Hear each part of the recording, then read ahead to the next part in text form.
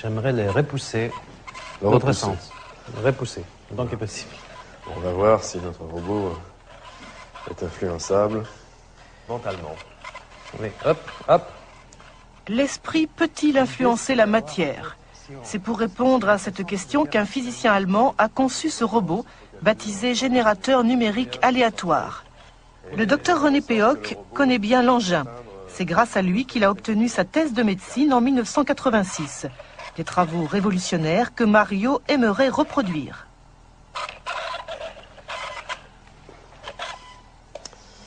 Alors voilà, donc ce robot se déplace en permanence de façon aléatoire, c'est-à-dire au hasard, parce qu'à l'intérieur, il y a donc une source électronique, hein, un bruit blanc électronique, enfin pour les experts, et qui à tout moment sort des chiffres au hasard, hein, en fonction de l'agitation donc des électrons, et ces chiffres sont traduits en mouvement de rotation, en angle de rotation, en distance de déplacement, hein, et normalement, donc lorsque le robot est tout seul, il va se déplacer véritablement au hasard.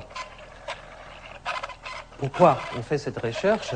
Ça rentre dans un cadre plus large qui est la question très actuelle, quelle est la nature de la conscience? Hein, c'est la conscience, quel est son rapport avec le corps, avec le monde extérieur?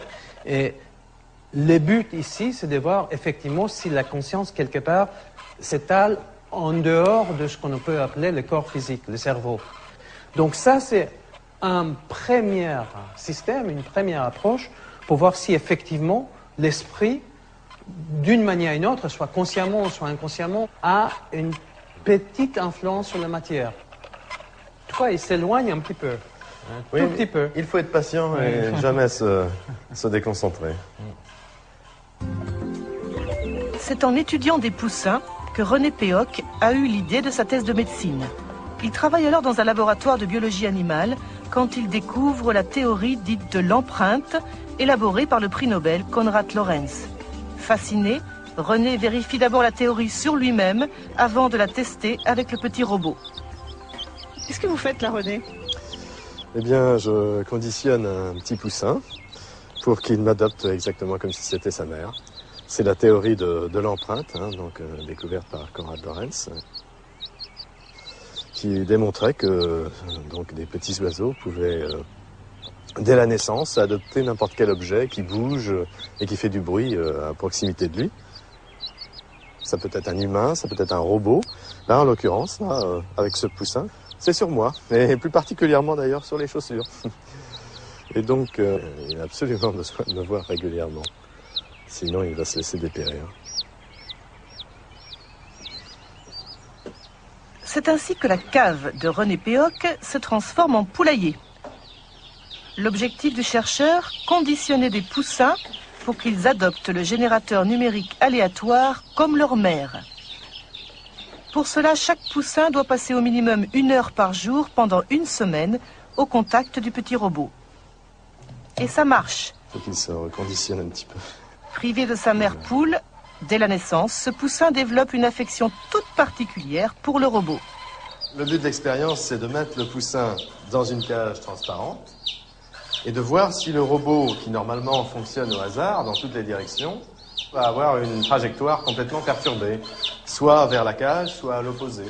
Donc, va-t-il y avoir une influence de la pensée du poussin pour attirer le robot, ou est-ce que c'est impossible ?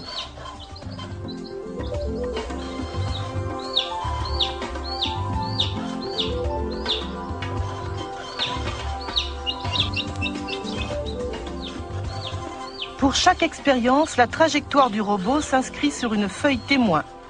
Normalement, les tracés sont totalement anarchiques, comme le veut le hasard. Mais là, on dirait que le robot sait où il va. Pendant 20 minutes, il s'approche doucement mais sûrement de la cage, comme s'il répondait aux appels désespérés du poussin. Apparemment, la volonté du petit oiseau a brisé la loi du hasard.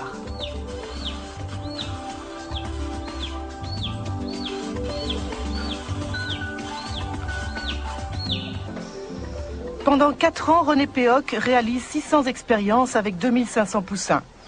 17 ans plus tard, il a conservé les tracés comme autant de pièces à conviction. Pour lui, ils sont la preuve que l'esprit a une influence sur la matière, même si actuellement aucune loi physique ne permet de l'expliquer. On a obtenu de très très nombreux tracés, dont certains tout à fait impressionnants, comme celui-ci, vous voyez, où le robot est parti du centre et allé directement dans le coin où se trouvait la cage du poussin. Donc des tracés de ce genre, on en a en pagaille.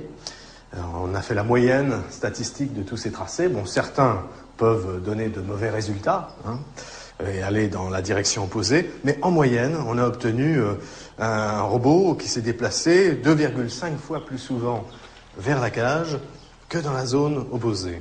On a fait autant d'expériences avec des poussins qui avaient déjà leur propre mère poule qu'avec des poussins qui ont été conditionnés avec le robot.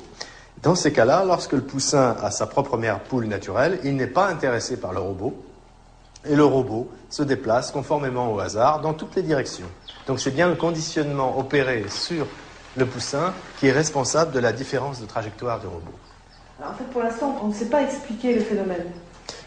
Non, c'est difficile de donner l'explication exacte. Bon, on peut émettre des hypothèses, mais à l'heure actuelle, il faut surtout déjà constater que le phénomène existe bien. Bon, parce qu'il y a des physiciens qui, quelquefois, s'amusent à critiquer, mais en fait, il y a aussi dans la physique fondamentale des phénomènes invisibles, immatériels, comme les lois physiques, les forces, l'énergie, le temps, les dimensions de l'espace. Tout ça, c'est de l'invisible, de l'immatériel, et on ne sait pas ce que c'est à la base. Bien là, la pensée, c'est le même type de phénomène. On ne la constate que par ses effets sur la matière, mais c'est invisible et immatériel. Et on s'aperçoit que l'homme ou l'animal peut interférer, peut biaiser les règles du hasard, de façon à ce que ce hasard lui soit favorable, dans le sens qu'il désire. Est-ce qu'il est difficile en France de choisir un tel thème comme sujet de doctorat? C'est assez difficile, effectivement, parce que d'abord, on compromet sérieusement sa carrière. Alors, oui. Et il faut dire qu'après, il vaut mieux pas envisager une carrière universitaire, parce que c'est un peu l'obscurantisme en France. Nous sommes un des seuls pays fortement industrialisés où il n'y a aucun laboratoire de psychophysique. Moi, j'appelle ça de la psychophysique, les autres parlent de parapsychologie. Mais bien que ces phénomènes soient indiscutables, c'est encore un sujet tabou.